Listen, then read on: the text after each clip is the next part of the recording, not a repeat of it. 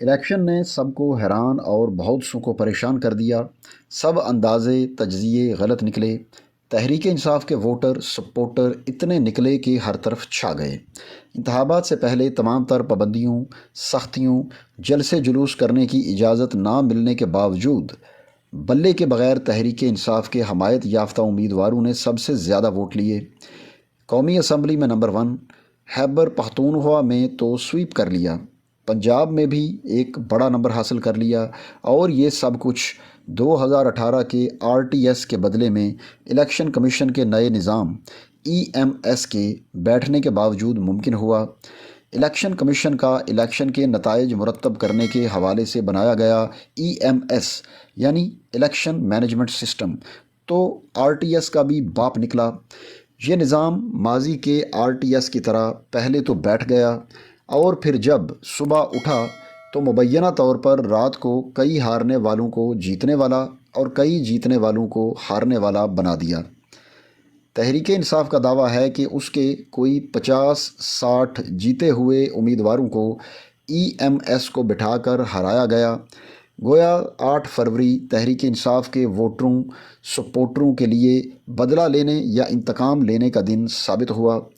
دھاندلی کے الزامات لگانے کے ساتھ ساتھ تحریک انصاف وفاق، پنجاب اور خیبر پختونخوا میں اپنی حکومت بنانے کا دعویٰ کر رہی ہے، لیکن ابھی تک کے الیکشن نتائج کے مطابق وفاق میں کوئی ایک جماعت بھی اکثریت حاصل نہیں کر سکی۔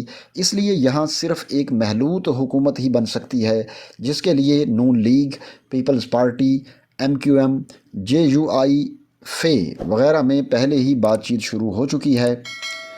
وفاقی سطح پر تحریک انصاف کے جیتے ہوئے امیدواروں کی تعداد سب سے زیادہ ہے، لیکن PTI کی طرف سے حکومت سازی کے لیے ابھی تک کسی سیاسی جماعت سے رابطہ کرنے کی اطلاعات نہیں ملیں۔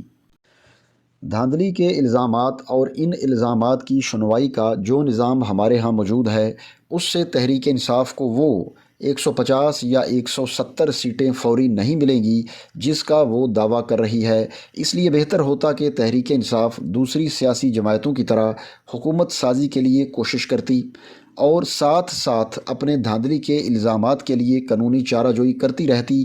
تحریک انصاف کے ترجمان کی خواہش یعنی کہ حکومت سازی کے عمل کو اس وقت تک روکا جائے جب تک کہ تحریک انصاف کی طرف سے دھاندلی کے الزامات کا فیصلہ نہیں ہوتا، تو کسی صورت کوئی پوری نہیں کر سکتا۔ لیکن سوال یہ پیدا ہوتا ہے کہ کیا تحریک انصاف اور اس کے بانی چیئرمین عمران خان نون لیگ، پیپلز پارٹی، MQM وغیرہ سے مل کر حکومت بنانے کے لیے ہاتھ ملانے پر تیار ہوں گے؟ اگر دوسروں سے ہاتھ نہیں ملائیں گے تو پھر وفاق میں حکومت کیسے بنے گی؟ عمران خان کے ماضی کے رویے کی وجہ سے کسی بڑی سیاسی جماعت کی طرف سے تحریک انصاف سے ابھی رابطہ کرنے کی اطلاعات نہیں ملیں۔ تحریک انصاف نے ووٹ تو بہت لیے، لیکن اگر وہ ماضی کی طرح کسی دوسری سیاسی جماعت سے بات نہیں کرے گی یا پھر دھاندلی کا رونا ہی روتی رہے گی تو پھر وہ وفاق میں حکومت کیسے بنا سکتی ہے؟ اس وقت تحریک انصاف کے لیے یہ بھی چیلنج ہے کہ آزاد حیثیت میں جیتنے والے اپنے اراکین قومی اسمبلی کو سنبھالے، کیونکہ خطرہ موجود ہے کہ ان میں سے کئی حکومت کا حصہ بننے کے لالچ میں نون لیگ اور پیپلز پارٹی میں جا سکتے ہیں۔ خیبر پختونخوا میں تو تحریک انصاف کو حکومت بنانے سے کوئی نہیں روک سکتا۔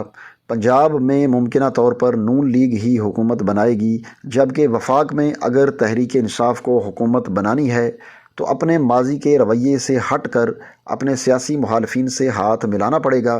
اگر ایسا ہو جائے تو سب کے لیے بہت اچھا ہوگا، لیکن مجھے ایسا ہوتا ہوا نظر نہیں آتا۔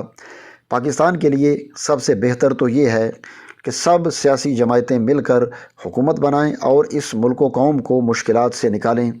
یہ ایک خواب ہے جو نہ جانے کب پورا ہوگا۔ فی الحال جو نظر آ رہا ہے اس کے مطابق وفاق میں PDM طرز کی ہی حکومت بنے گی، پنجاب میں نون لیگ، KP میں تحریک انصاف، سندھ میں PPP اور بلوچستان میں ایک محلوط حکومت بنے گی جس کا وزیر اعلیٰ ممکنہ طور پر پیپلز پارٹی کا ہوگا۔